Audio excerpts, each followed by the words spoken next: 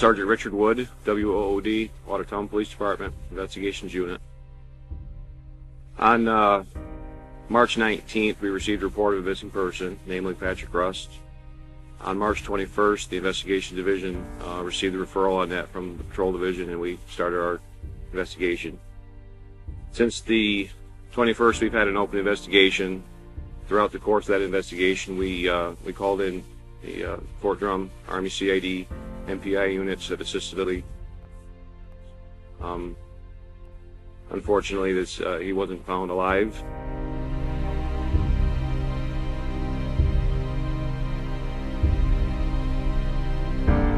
On September 16th, 2007, 6 months to the day after 24-year-old Patrick Rust, a sergeant in the United States Army, had gone missing. A farmer discovered skeletal remains while cutting hay on his property. This land, which was southwest of the Jefferson Board of Cooperative Education Services, was near the Watertown-Hounsfield border, off of Old Rome State Road. It was about 5 miles away from the Clueless bar where Patrick Rust had last been seen. The body, which had decomposed to the point of being described as skeletal, was found wearing Patrick's clothing, as well as having a number of his personal belongings. This included his military identification, his ATM cards, roughly $80 in cash, his watch, a ring, gloves, which were found in his pockets, not on his hands, and a single boot. His other boot was found a short distance away, nearby a small walking path that did not get much foot traffic. Missing, most notably, were his Army dog tags. Many active duty soldiers wear their dog tags regularly, even when they're in civilian clothing. The dog tags of Sergeant Patrick Rust would never be recovered, leading many to think that, if someone was involved in his death, they might have been taken from him. An Army pathology team would later confirm that the remains were indeed that of Sergeant Patrick Rust.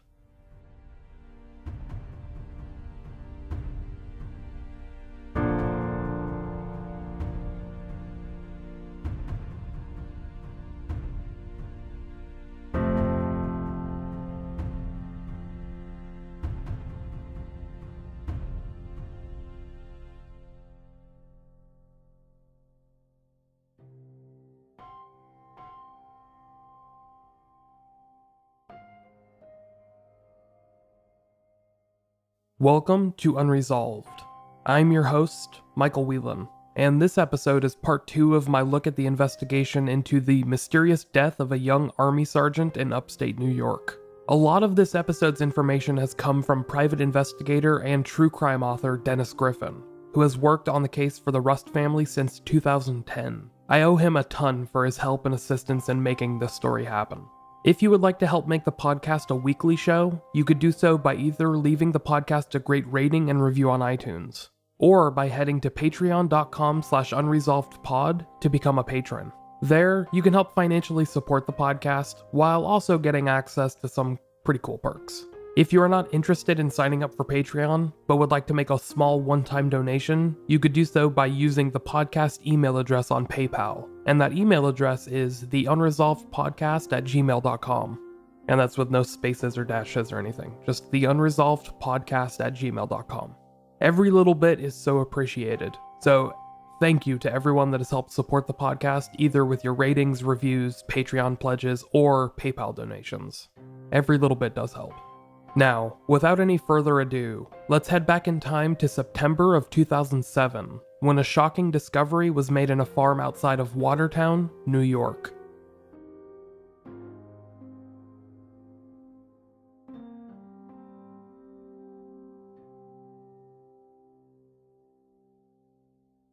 The skeletal remains, which belonged to Patrick Rust, were found several miles away from where he had last been seen. That had been at the Clueless bar in downtown Watertown, New York, located off of Arsenal Street. When his remains were found, 6 months later, they were found roughly 5 miles away, right off of the same road, Arsenal Street. That has led some to theorize that, if there was any foul play, that it might have been perpetrated by someone that was unfamiliar with the area. Someone that did not know of any truly isolated areas, and might have driven to the nearest location with very little activity. The remains were examined by Army pathologists, who determined that they were too deteriorated for toxicology tests to be performed. Likewise, an autopsy was unable to determine the cause or the manner of Patrick's death. They were able to eliminate both stabbing and shooting, based on the lack of any noticeable punctures or visible wounds. But Patrick was officially listed as a victim of quote-unquote wrongful death. The same experts that failed to locate a cause or a manner of death also estimated that the time of his death had been between 4 and 6 months before his discovery, meaning that it had happened between mid-March, when he went missing, and mid-May, around the time that reports of physical sightings came to an end. They also ruled that an examination of the remains did not identify any characteristics associated with foul play. All of this meant that both civilian and military law enforcement had very little to work with. There was no forensic evidence for them to investigate, and because they could not even identify a manner or a cause of death, toxicology tests could not be performed, and there was very little for them to follow up on. After all, they did not know whether they were looking for evidence of an overdose or a cold-blooded murder. The investigation began to come across a number of theories. Among them, namely, was the theory that Patrick's death had been accidental. After all, many tragic stories do end with a young man or woman walking out of an establishment while heavily intoxicated. So, with that in mind, it's easy to think that Patrick's death might have been a complete and total accident. There is very little actual evidence to go against this theory, and it would fit with pathologists being unable to find a cause or a manner of death. This theory seems to operate under the notion that Patrick, while intoxicated, had walked out of the Clueless bar in downtown Watertown, and eventually stumbled into the field he was later found in. It might have been the elements that did him in. After all, it was around 20 degrees Fahrenheit in the early morning hours of March 16, 2007, and Patrick did not have a coat or a jacket with him.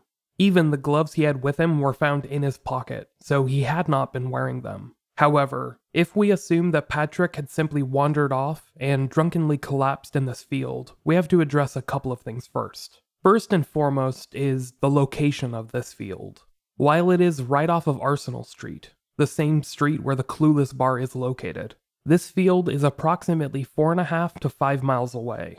That's a remarkable distance for anyone to walk, especially in below freezing temperatures, so it's not like it was necessarily just down the street.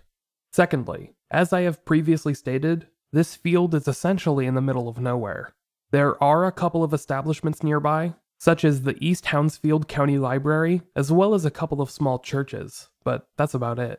If Patrick had been walking down this road, it's unlikely that he was going anywhere in particular. After all, there's relatively nothing down this road for miles. If Patrick had been heavily intoxicated, it's possible, if not downright likely, that his thought process wasn't as clear as it should have been. I'm pretty sure that a good number of us have made our own fair share of rash or immature decisions while drinking. I myself am no exception. However, there was no reason for Patrick to be walking in this direction. Even intoxicated, I, and other experts that have examined this case, find very little rationale for Patrick to have willingly come this direction. After all, Patrick was described as a quote-unquote local to Watertown. He had spent a large chunk of his military career at the nearby Fort Drum, and besides that, had grown up in neighboring counties. He undoubtedly had a handle on the surrounding area, and he would know that if he was going to keep walking, even while intoxicated, he should have gone in the other direction. Not only was his apartment the other direction, but so was Watertown itself. So, while this theory of an accidental death is the most prevalent in this case, I personally don't think that it holds a lot of merit. If Patrick had stumbled drunkenly into this field, it would have required him to walk nearly 5 miles in 20-degree weather without a coat or a jacket, and it would have been while he was heavily intoxicated and walking in the opposite direction of everything he knew, away from civilization itself. Out here, in the direction of this field, there were no lights, no houses, no buildings, nothing at all. Just open fields that would have appeared pitch black in the early morning hours of March 16th, 2007.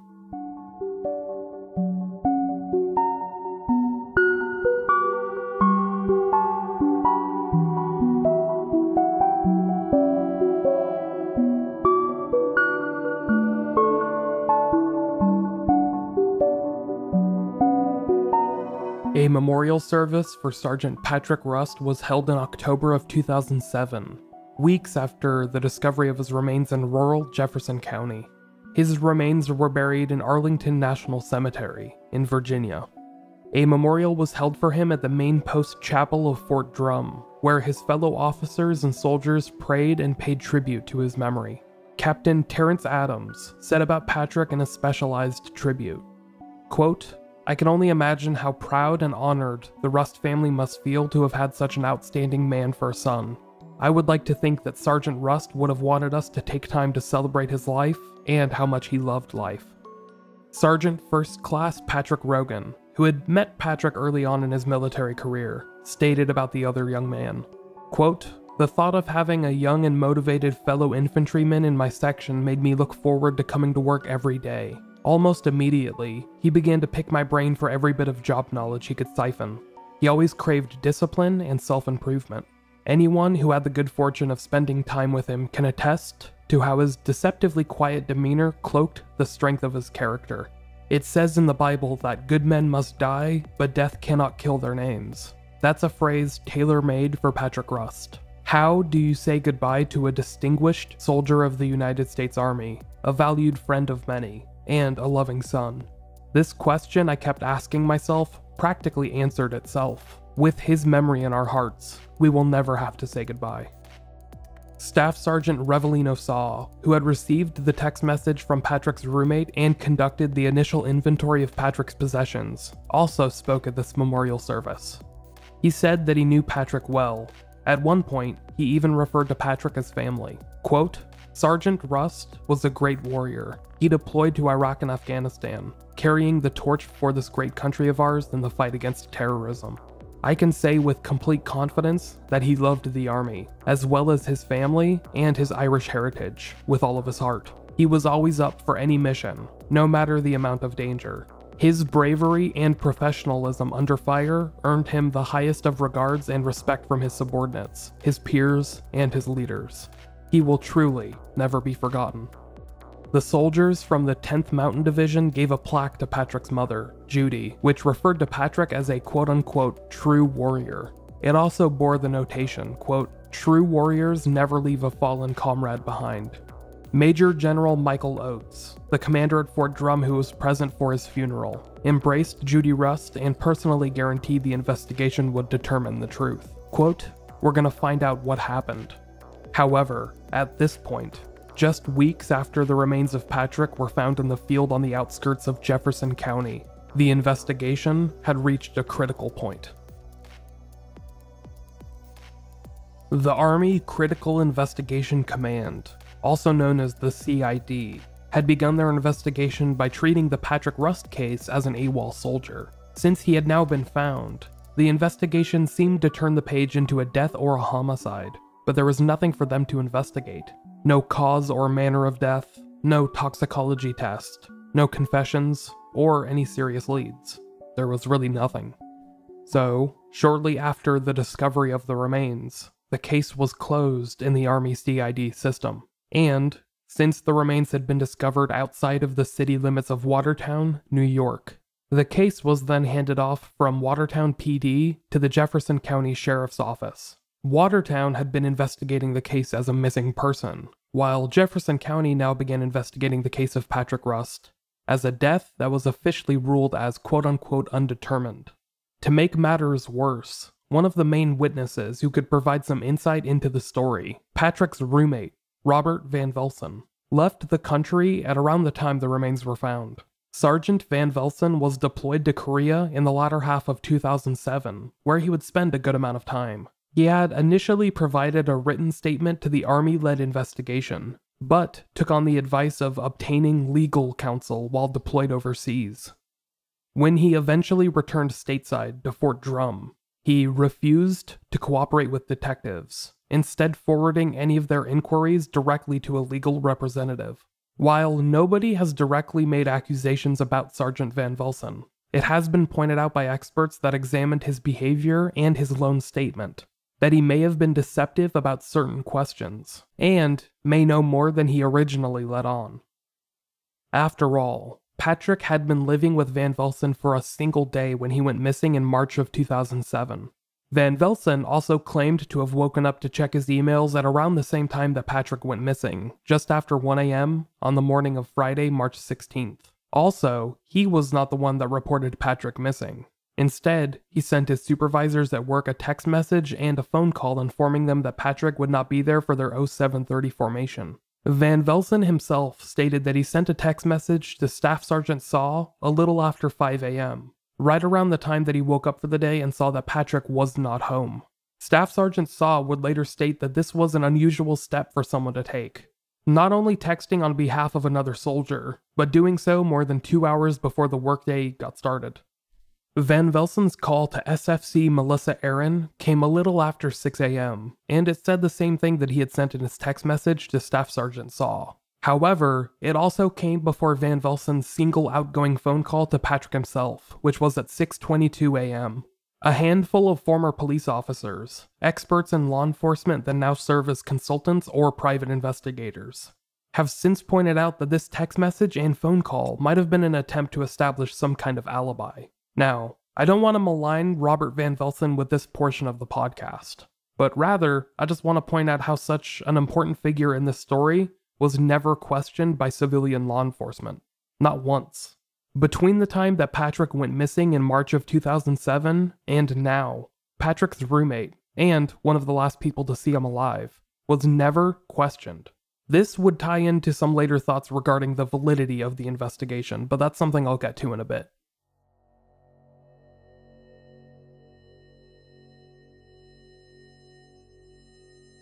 As I briefly touched on just a minute ago, the U.S. Army officially concluded their investigation into Patrick's death in the fall of 2008, just about a year or so after the discovery of Patrick's remains. By that point, they explained, all of their leads had been feasibly exhausted. Some have pointed out that this seems to go against military regulations, with several Department of Defense documents seeming to mandate the investigation of non-combat deaths of active duty personnel. That left the investigation solely in the hands of Jefferson County Sheriff's Department. In particular, in the hands of Detective Stephen Cody, who found himself overseeing the investigation. He was personally insistent that the death seemed accidental, subscribing to the theory that Patrick had wandered into the field in a drug and alcohol-fueled binge, ultimately succumbing to the elements. Detective Dave Pustizzi, who was helping out with the investigation, stated pretty early on, quote, "We don't know that a crime occurred, so to say there were suspects would be difficult. There's a lot of people we're talking to. We have a big push on trying to generate some more leads." One of those leads led them to a person that Patrick had spoken to on the evening he disappeared. Do you recall the name Dylan Rustmeyer? He was a specialist in the Army who had spoken to Patrick at least once on the phone on the afternoon that he disappeared, and he had picked up Patrick after he decided to walk home from the tanning salon. Rustmeyer found himself brought into the spotlight shortly after Patrick went missing in March of 2007. You see, when police began diving into the cell phone records of Patrick Rust, they found a suspicious voicemail that included the following. Quote, "Rust, I can't help you out, man, but call my boy, name redacted, and he will hook you up." Considering the allegations that were being made at the time, that Patrick had been trying to score cocaine or he was high on something on the night he went missing, this voicemail was of immediate appeal to the Army investigators. This eventually led them to Dylan Rustmeyer, who had received 2 phone calls from Patrick on the afternoon he went missing, and made another outgoing call of his own. The first, which was made at 5:46 p.m. on March 15th, was a 144-second outgoing call from Patrick's phone to Dylan Rustmeyer. The second, made at 6:32 p.m., right around the time that Patrick was at or headed to the Salmon Run Mall with his roommate, was a 48-second call from Dylan Rustmeyer to Patrick Rust. The third and final call took place a few minutes later at 6:39 p.m. This was a 46-second call from Patrick to Dylan Rustmeyer. When questioned about these phone calls, Rustmeyer told investigators that it was not him who had made these calls, but rather a friend of his, another Army specialist named Scott Grant. He told investigators that Grant's cell phone had been experiencing some issues during this time period, so he was letting the other man use his phone to make the occasional phone call. This is why investigators believe that these two men, Dylan Rustmeyer and Scott Grant, were together on this night in question. After all, there were 3 phone calls made between Patrick Rust and Dylan Rustmeyer in the span of an hour. About an hour after these 3 phone calls, at around 7:55 p.m., Dylan Rustmeyer then claimed that he saw Patrick Rust walking home from the tanning salon his roommate had stopped in, and he gave him a ride home. Now, if you use Google Maps to pinpoint the distance between these addresses, Totally Tan Sun Center and Patrick's apartment at 156 Sterling Street, you see that they are only about a mile away. That's a pretty conservative estimate, mind you. It's actually closer to 0.8 miles. However, this is a distance that could be traveled in 5 minutes quite easily. Again, that's another conservative estimate.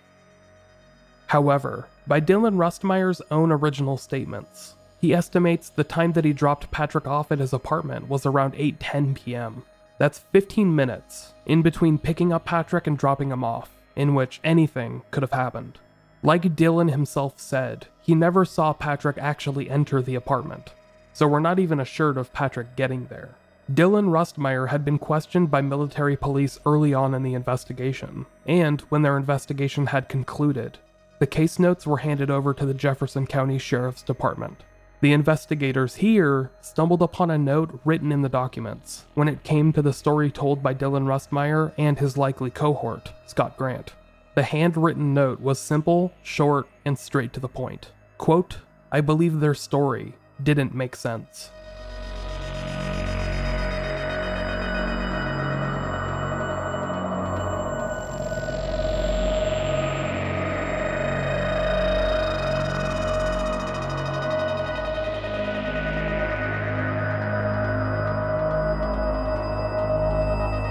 When it comes to an investigation that has a startling lack of strong leads or suspects, Dylan Rustmeyer and Scott Grant are both at the top of the list. Dylan Rustmeyer, who I just detailed, had a number of phone conversations and a physical run-in with Patrick Rust on the evening that he disappeared. Anyone who is contacted by a victim of suspicious death multiple times should garner some attention, for better or worse. However, many think that Dylan Rustmeyer merely provided a jumping-off point for investigators to begin scoping out their main person of interest, the person he was supposedly with on the day of this mystery. Scott Grant was a soldier stationed at Fort Drum. Like Rustmeyer, he was a specialist in the Army. He was questioned by investigators shortly after Patrick went missing, in March of 2007. Then, when Patrick's body was discovered, he was questioned again. Both times, he refused to give a sworn, written statement. He was later deployed to the Middle East, returning in June of 2008.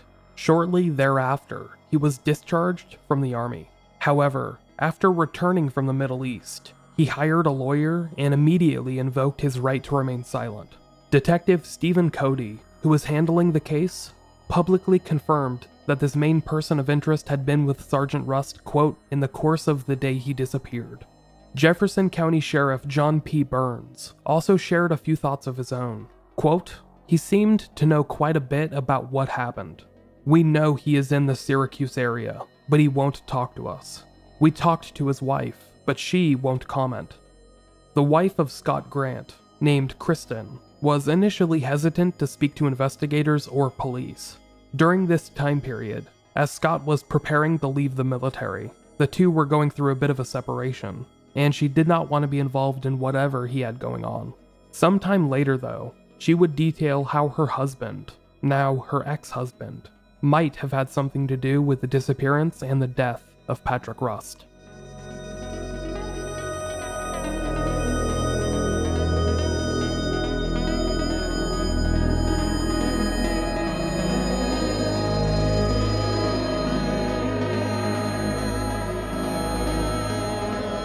After private investigators began looking at the case in 2010, Kristen Grant spoke about Scott Grant and the odd happenings that led her to speak out against him.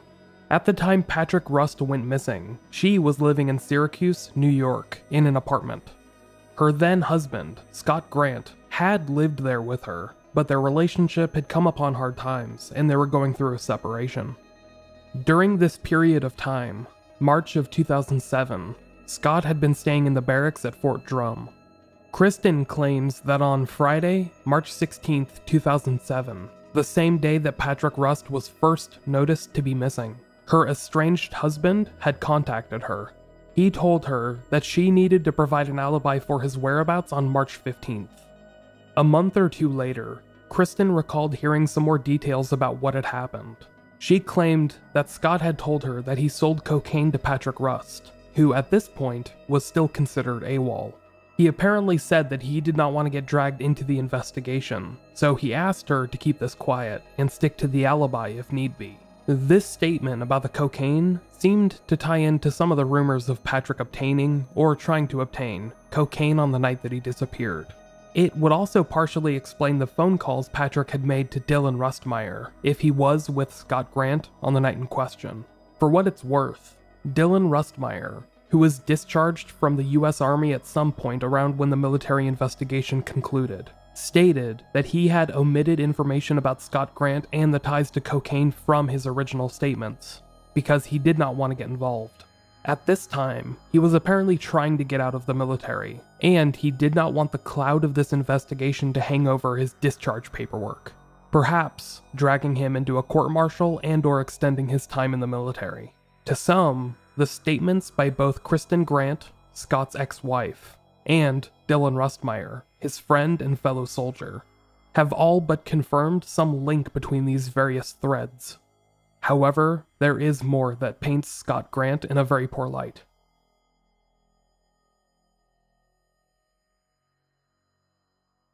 In May of 2007, Specialist Scott Grant was in the process of being discharged from the US Army. He was also in the process of separating from his wife, Kristen. He ended up moving back to his home state of Maine, where he began to reconnect with an old flame. Becky Ferguson had been Scott's girlfriend back before he joined the Army. When he moved back, they reconnected and began seeing each other once again. During this resurrected fling, Scott told Becky a story about how he and 3 other soldiers had committed a crime, which would result in a lengthy prison sentence for each of them if they were caught. Now, I can't tell whether this story is true, or whether Scott had simply watched Three Kings and it got to his head. However, he then told Becky the resolution of this story, how one member of this group of 4 was having second thoughts about the crime they had committed. This 4th member had apparently grown quite the conscience. The other 3 members of this group then managed to lead this outcast into the woods, where they proceeded to beat him to death. After this, they then hid the body. Now, Becky Ferguson had no way to verify this story was true, but months later, after finding out that the body of a soldier missing from Fort Drum had been recovered, she contacted authorities. Detective Stephen Cody, who was handling the case for the Jefferson County Sheriff's Office, listened to Becky Ferguson's confession. He even listened to her talk about Scott Grant's prior history of abuse, when he had allegedly tortured his father's dog out of a jealous rage, when he had attempted to poison a neighbor's dog with mercury, and the times he had been personally abusive towards her. However, Detective Cody did not think she was a credible witness because she had a history of drug use. Becky would repeat all of this information to private investigators when they began looking into the case in 2010, but it remains noteworthy that police never seriously looked into it. After Scott Grant returned from the Middle East in 2008, he was never questioned further about any of the allegations made by his ex-wife, his ex-girlfriend, and his former squad mate.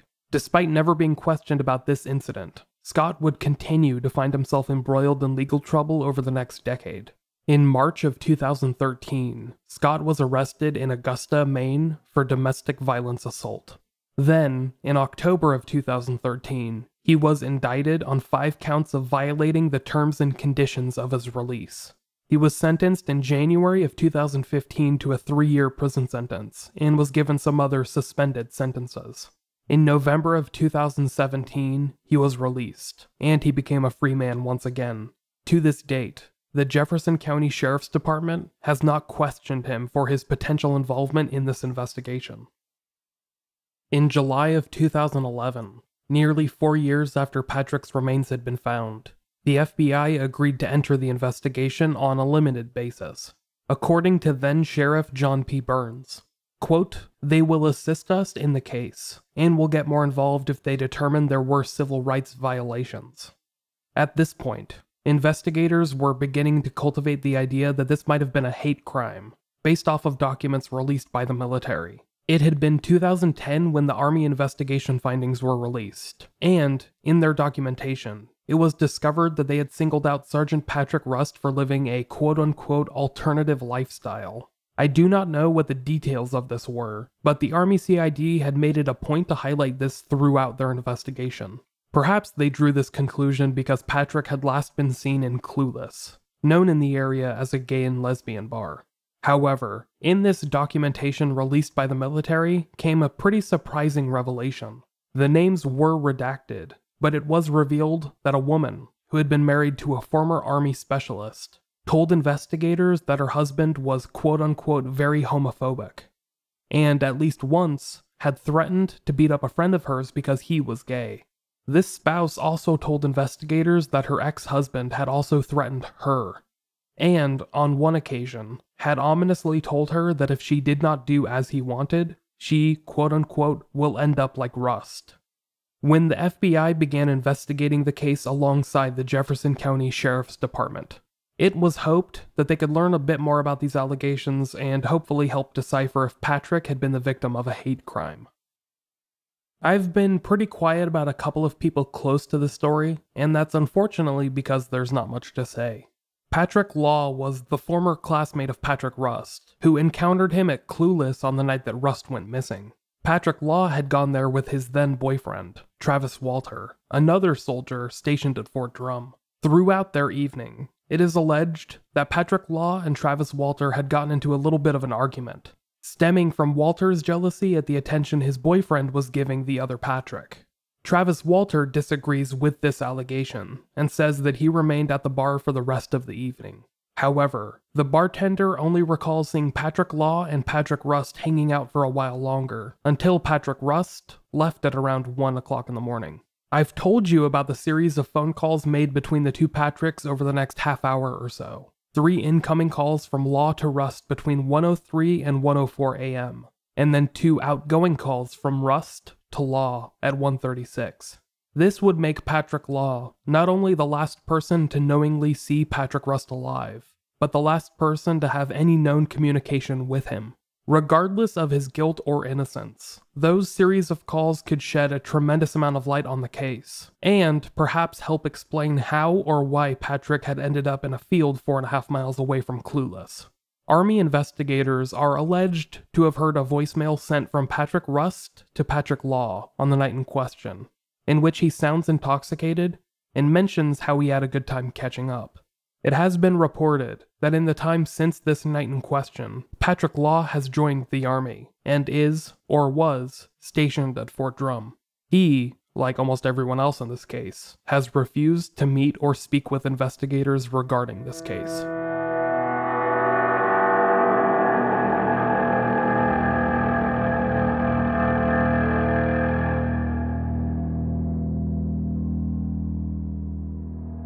Throughout this story, I have thrown out a lot of names. Off the top of my head, there are a handful that come off as very intriguing characters, all of whom play a prominent role in this story.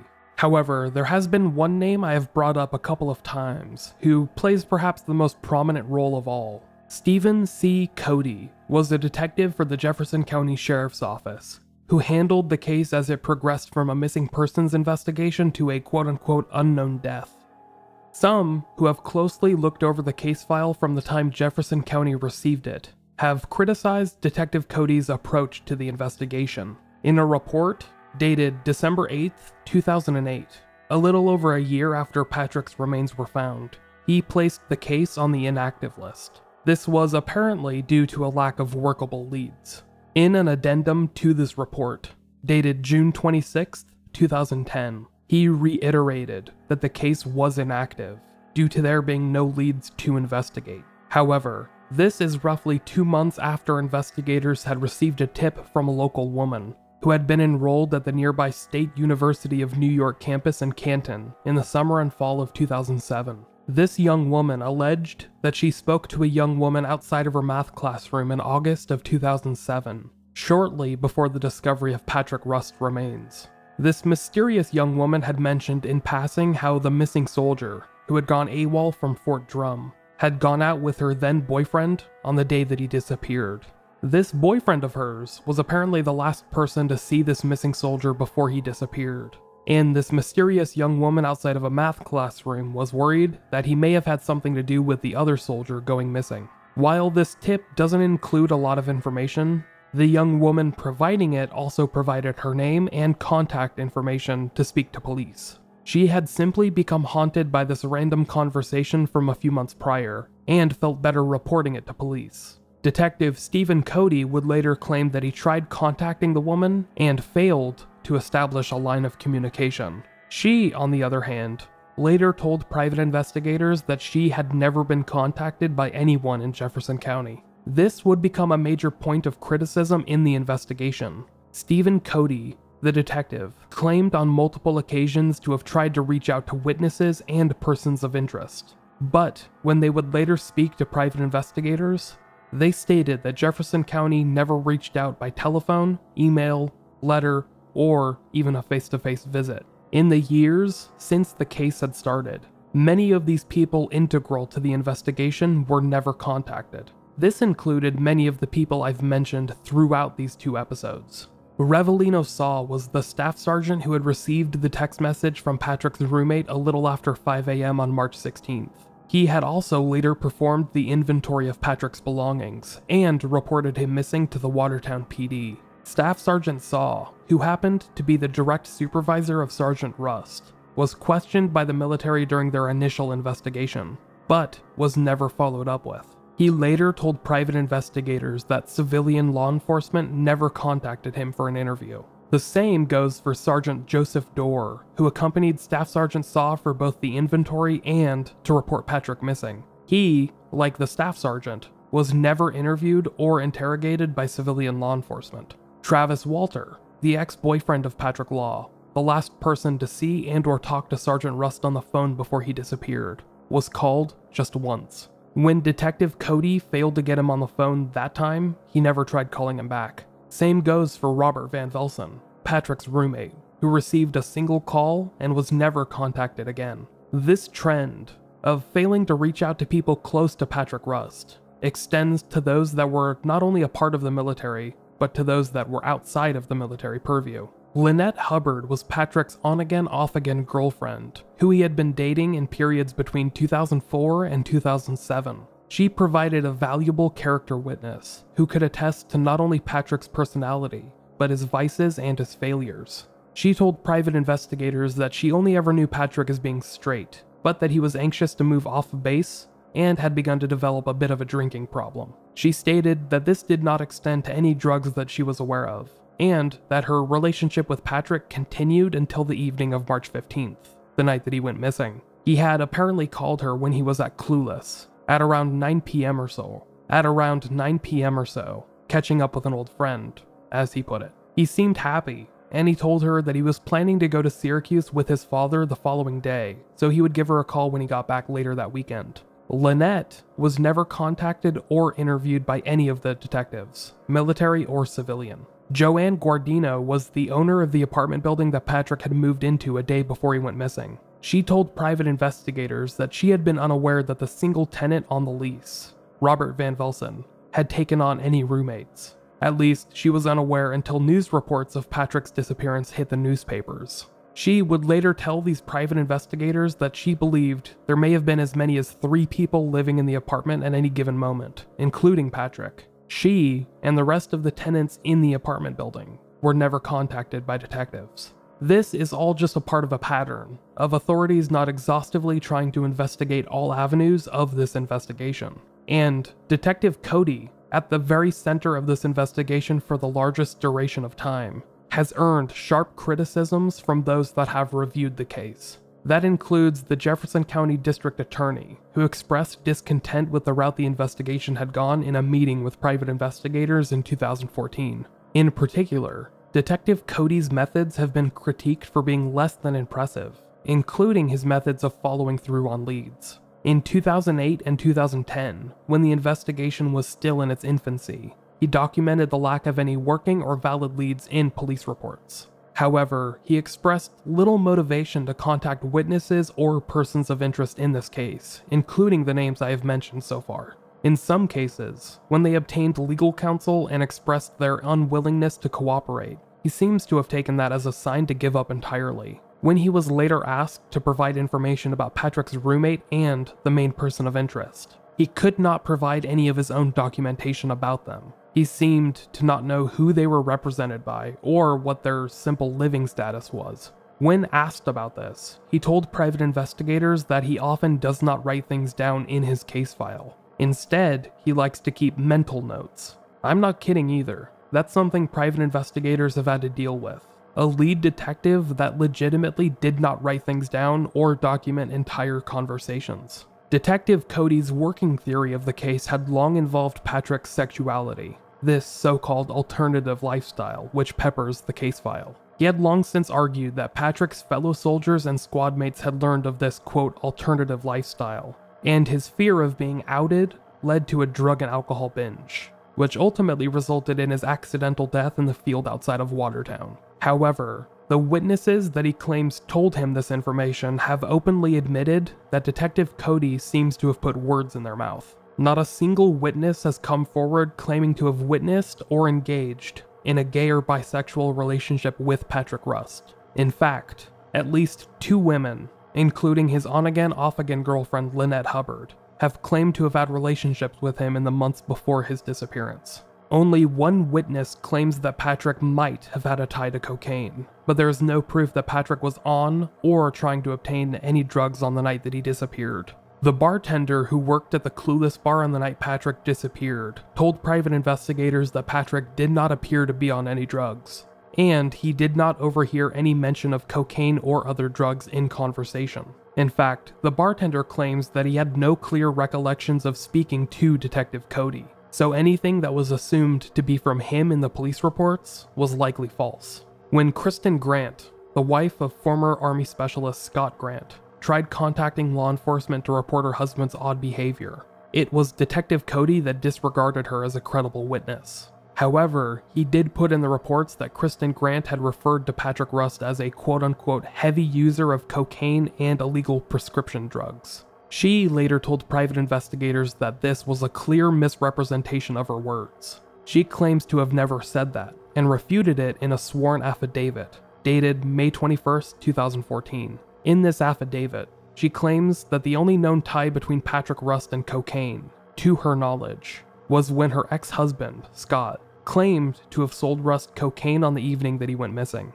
In 2011, Detective Cody appeared on a local television program, Public Eye, hosted by Jeff Cole. He once again reiterated his thoughts about the case, such as the likelihood that Patrick had been using illegally obtained prescription drugs before his disappearance. And that seemed to be that. The case received very little momentum after that program aired. The night at Clueless, where Mr. Rust was last seen that night, Detective, people have stated in different statements that you've collected that he was intoxicated. And I bring this up only because that can explain certain things. Like you mentioned already, that perhaps he suffered from hypothermia in that field, and alcohol will lower your body temperature, if I'm not mistaken. Yes. And so if someone is intoxicated, it can be less time that you can survive out in the open. That's why I'm bringing that up. But there are statements that support that, right? Yes, there are.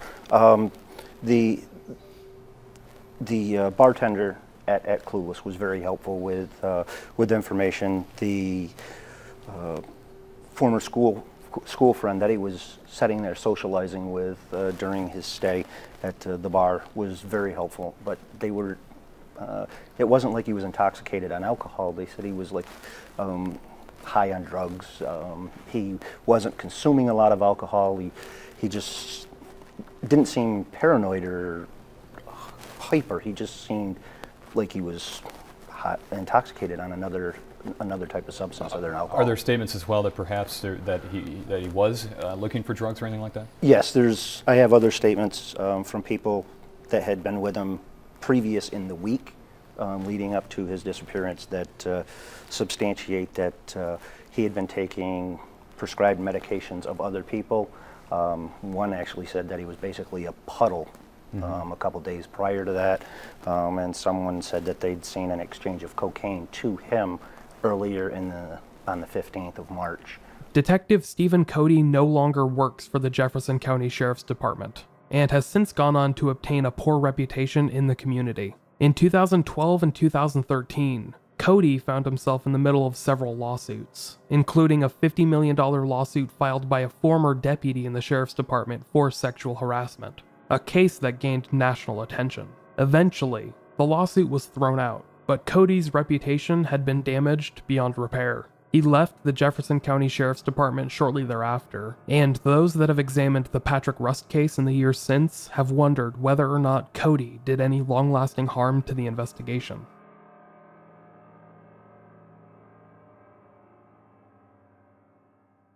As I said just a minute ago, the case gained some local attention in 2011 when it was featured in a local TV broadcast called Public Eye, hosted by 7 News anchor Jeff Cole. This episode of the show, which featured a tabled discussion, included Detective Stephen Cody, Sheriff John Burns, and private investigator Bill Sullivan. And Bill, talking about this is extremely difficult when we talk about either drugs or sexuality and stuff, and that's not easy for the family. And respectfully, I mean, that's not what we're here to do. We're just here to talk about the issues and potential, whether there's a hate crime or not. But the family, are they accepting of these possible scenarios? It has to be in their mind. Well, the family doesn't know at this point. Like all of us sitting here, we don't know really. On the issues of gay or drugs, things like that, the family, and I can only speak for Mrs. Rust, she knew nothing of either scenario. But sometimes the mother would be the last to know. They're too close to the situation. It's not something that a son may talk to a mother about.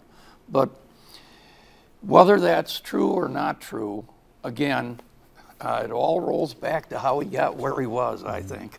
Sullivan was one of 2 private investigators that had been hired the year before by Judy Rust, Patrick's mother. The other was Dennis Griffin, noted true crime author, PI, and long-tenured host of the Crime Wire radio program. It was actually Dennis Griffin, Denny, who contacted me in the efforts to get this case covered by more outlets. He had taken on the case back in 2010 at the behest of Judy Rust, and has worked tirelessly to get details out there in the hopes that it, jogs a memory or two. In fact, many of the facts and details from the night in question, such as the people Patrick encountered in his final hours, where he went, etc., was all information that Denny acquired. Bill Sullivan and he did much of the work that military and Jefferson County sheriffs should have done years beforehand. They were also the ones that reached out to Patrick's friends and squad mates, many of whom had not even been contacted by Jefferson County. They also made sure to collect analysis and statements from various figures in law enforcement, who agreed with many of their assertions.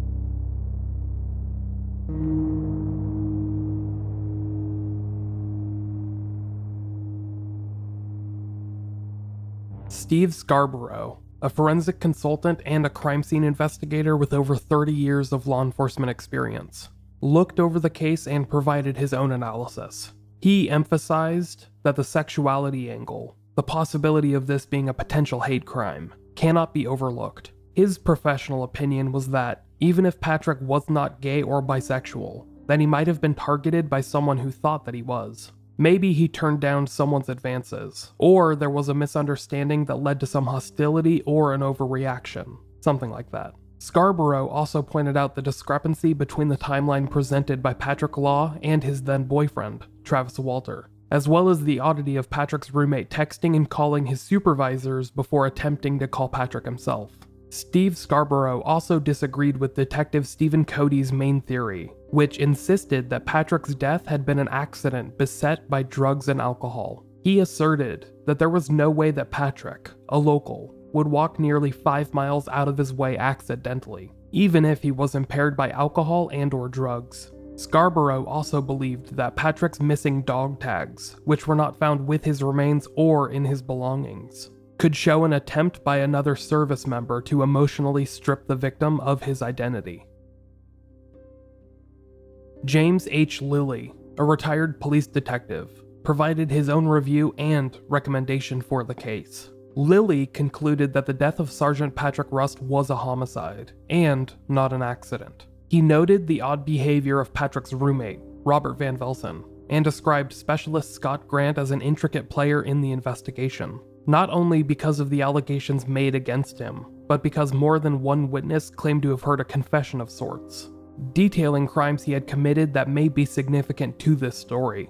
Like Steve Scarborough had stated, James Lilly also pointed out the differences in the alibis and timelines provided by Patrick Law and Travis Walter, who had both been with Sergeant Rust at the Clueless Bar on March 15th. Lilly also points out flaws in the investigation conducted by Detective Steve Cody, who seemed to cling to the theory that Sergeant Rust was drunk and/or high and accidentally died. Lilly points out that Cody did not investigate much out of that purview, and operated under the misguided belief that Patrick was depressed, perhaps even suicidal, which there is no evidence to support. He also points out that the statements provided to private investigators goes against everything Cody claims they said, and that many of the important people within the story were never questioned. Lilly concludes that not only did Detective Cody fail to keep proper notes and documentation, which was in very poor form for an investigator, but he was perhaps even negligent in his duties. Quote, "It is, therefore, my recommendation that the New York State Police be asked to reopen the investigation into the death of Patrick Rust.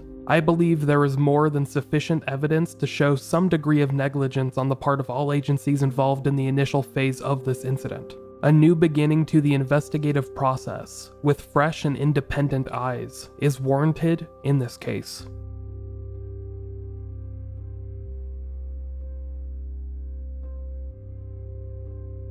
Last but not least, Tom Shamshak, a retired chief of police and now the owner of a private investigative firm named Shamshak Investigative Services, provided his own analysis of the case. Without repeating what you've already heard, his letter touches on the grievances aired by both Steve Scarborough and James Lilly. He believes that the investigation was incomplete and needs to be taken over by a new set of eyes. Denny Griffin, who has been involved in keeping this story alive for nearly a decade, has tried repeatedly to get the case reopened in the Army CID system. He has attempted, numerous times, to reach out to the Armed Forces Medical Examiner System, the AFMES, to have Patrick's cause and manner of death changed from unknown to homicide. Doing so would allow investigators to re-examine the case and approach it in a new light. However, each time that he has tried, he has been told that the investigation has been concluded by the Army Criminal Investigation Command. Therefore, it cannot be referred or moved forward.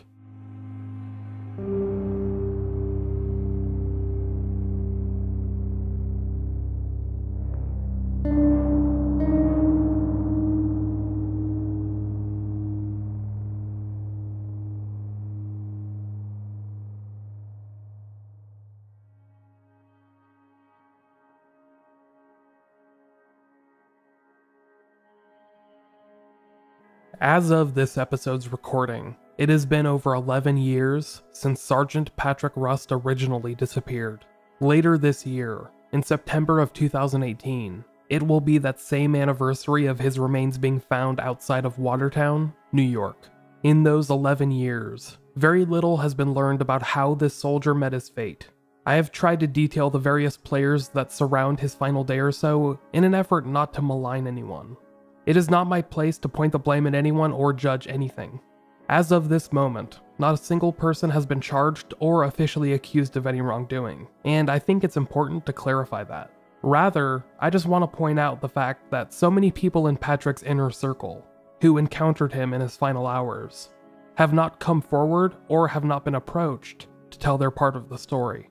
And some of their subsequent actions and statements have created a story that remains, ultimately, unfinished.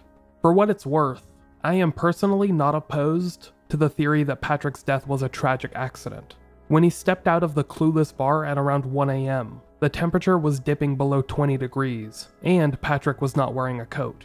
The idea of him drunkenly stumbling into a field is not impossible. However, the distance he would have had to travel, nearly 5 miles in all, would prove treacherous for anyone without a jacket in that temperature, especially for a soldier who had just recently returned from Afghanistan after a year-long deployment, and who had likely not yet readjusted to the bitter cold. It is possible that Patrick just walked in that direction for an hour or two, however long it would have taken him to travel 5 miles in the bitter cold. However, the more likely possibility, at least in my opinion, is that someone gave him a ride. And we know that it was not an Uber or a Lyft, as this was in 2007, and no local taxis had a record of picking up Patrick that evening. When it was revealed that Patrick's possessions had been improperly taken and inventoried by the Army before he was even reported missing, the Army itself admitted fault. They had broken their own procedures by collecting belongings from a private domicile, and admitted that doing so was incorrect. However, when his possessions were later released to his next of kin, his father, Rodney, there were some things that were never found. His dog tags, for starters, which I already mentioned. But there was no cash discovered in his belongings, despite him making multiple $200 withdrawals in the days leading up to his disappearance. When his remains had been found, police discovered $80 still in his possession. This led them to state that robbery was not a valid motive. Where had the rest of his money gone though? It would have totaled upwards of $600. Also missing were the PSP games and the CD he had purchased the night that he went missing. Staff Sergeant Revelino Saw, who conducted the inventory of Patrick's belongings, has been one of the few soldiers to speak to Denny Griffin and Bill Sullivan in the years since. He, just like so many in this case, was never contacted by civilian law enforcement, and admitted that the military detectives he spoke to years ago were very young and inexperienced. He personally believes that they did not do a thorough job investigating Patrick's disappearance, and that he and other members of Patrick's unit, the 10th Mountain Division, did more to help the investigation than the investigators themselves. After all, they were the ones that put up flyers, conducted a canvass of the area Patrick had last been seen, showed up for his memorial service and vigils, and have tried to keep Patrick's story alive when others wouldn't. As of this episode's recording, the mystery of Sergeant Patrick Rust remains unresolved.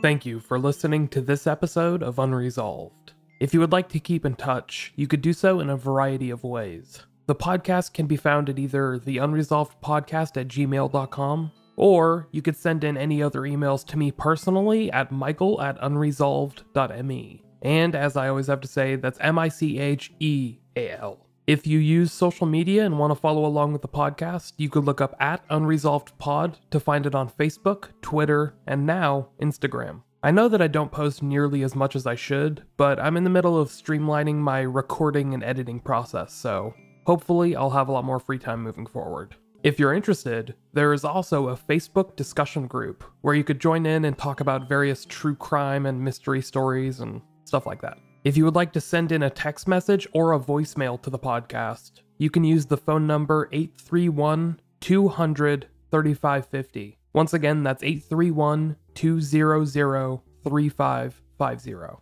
I would like to give a couple of huge thank yous to Dennis Griffin, who supplied a lot of information about this story, and my friend Miranda, who has recently done a small overhaul on the podcast website. If you would like to check out the newly renovated website to find a transcript of each episode or links to sources or anything related to the podcast, really, you could find it at unresolved.me. Also, make sure to check out my other podcast, Hoax, which features a similar style of storytelling, but it's more focused on stories of deceptions and frauds and stuff like that. It's been a really fun and interesting experience to work on it, and I think that listeners of Unresolved would really dig it. Anyhow, that's it for me this week.